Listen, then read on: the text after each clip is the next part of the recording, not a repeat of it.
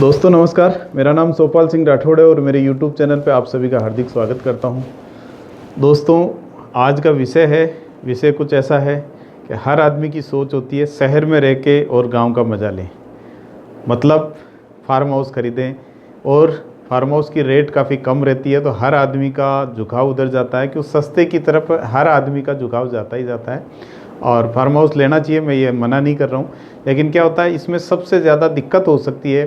Farm house खरीदते समय सबसे ज़्यादा दिक्कत होती है क्योंकि ये ज़मीन जो होती है फार्म हाउस की वो अप्रूव्ड नहीं होती है, 99% अप्रूव्ड नहीं होती है। 1% में कुछ लोग उसको फार्म हाउस में अप्रूव्ड करा के करते हैं तो वो ज़रूर ठीक है, बाकी इसमें ज़्यादातर खेती की ज़मीन ही डायरेक्ट बेचते हैं।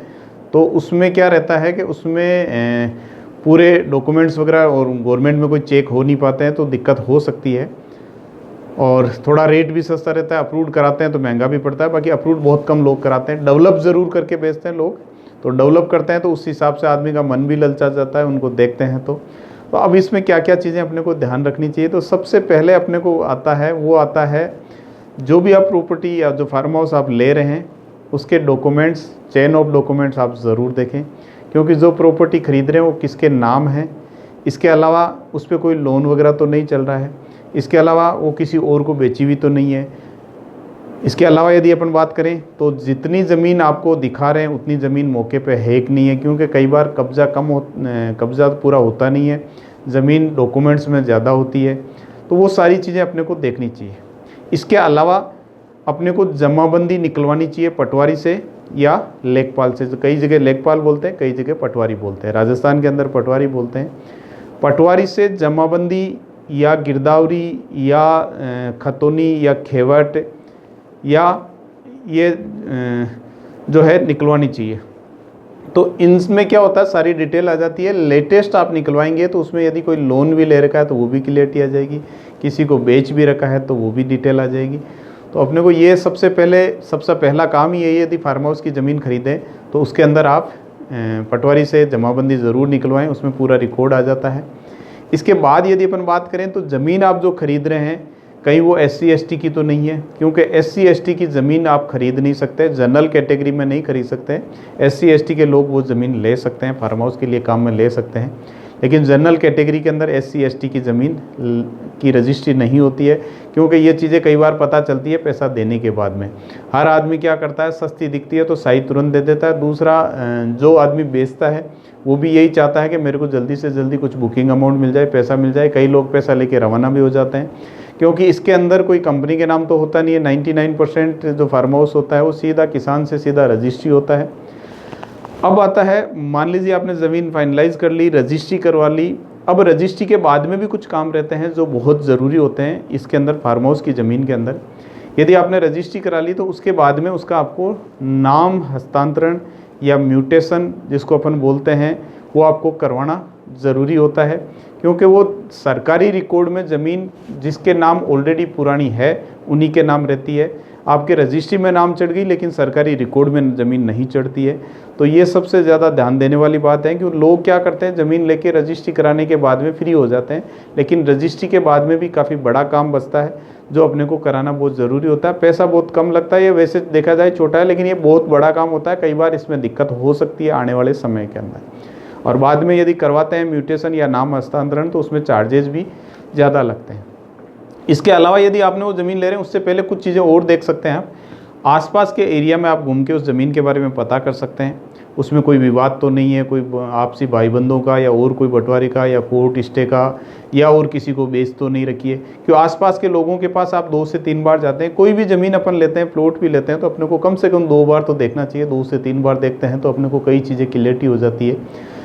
लेकिन कई बार लोग क्या करते हैं, एक ही बार में फाइनलाइज कर लेते हैं। करना चाहिए, मैं ये नहीं कह रहा हूँ, लेकिन अप्रूव्ड जहाँ हो, जहाँ पे सारी चीज़ें क्लियर कट हो, पूरा क्रिस्टल क्लियर हो, पेमेंट पूरा मान लीजिए चेक से हो या 1 नंबर में हो, तो उसमें दिक्कत नहीं होती है।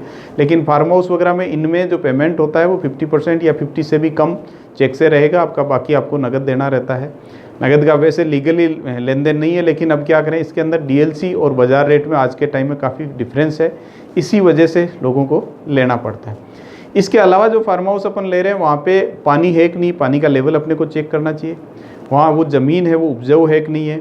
फार्म हाउस जहाँ खरीद रहे हैं अपन या फार्म हाउस का जहाँ प्लान कर रहे हैं वहाँ पे प्राकृतिक सौंदर्य में क्या क्या चीज़ें हैं, जैसे वहाँ कोई पहाड़ी एरिया है क्या, क्योंकि फार्म हाउस जो होता है पहाड़ी एरिया के पास होता है तो काफ़ी अच्छा रहता है, लुक बहुत अच्छा आता है और रहने का एक एनवायरनमेंट ही अलग हो जाता है।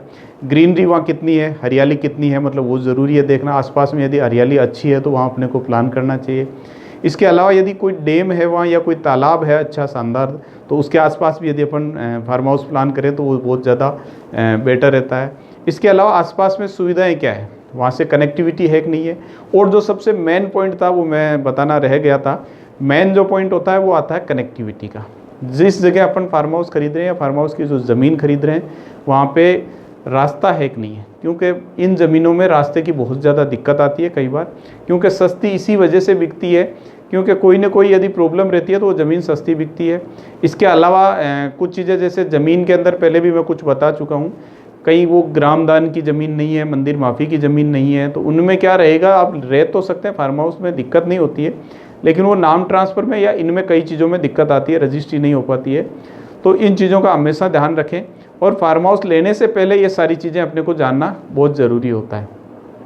इसके अलावा यदि अपन बात करें तो ऑनलाइन भी आज के टाइम में ये किसके नाम है ऑनलाइन भी निकल जाती है, लेकिन ऑनलाइन में कई बार समय लगता है चढ़ने के अंदर। कई जगह कई स्टेट के अंदर या कई डिस्ट्रिक्ट की बात करें तो वहाँ ऑनलाइन हो गया, लेकिन ऑनलाइन में कई चीज़ें चढ़ाने में समय लग जाता है, कई बार 10 से 15 दिन का। और उस गैप में कई बार लोग क्या करते हैं, डबल किसी को भेज देते हैं। तो जमाबंदी गिरदावरी या जो खतौनी अपन बोलते हैं वो आपको पटवारी से ही निकलवानी चाहिए।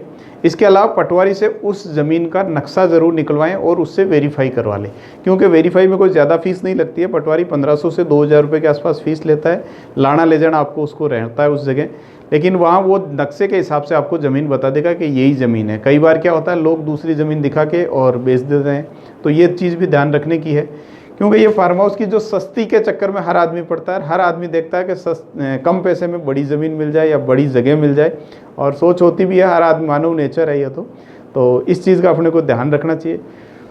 और इसके अलावा यदि इसमें और कुछ चीज़ें हैं तो वो मैंने पानी वगैरह का आपको बता दिया। इसके अलावा कनेक्टिविटी, आसपास के अंदर साधन वगैरह कितना है नहीं है, पब्लिक ट्रांसपोर्ट की सुविधा है कि नहीं। 1-2 किलोमीटर की रेंज में कम से कम पब्लिक ट्रांसपोर्ट की सुविधा होनी चाहिए।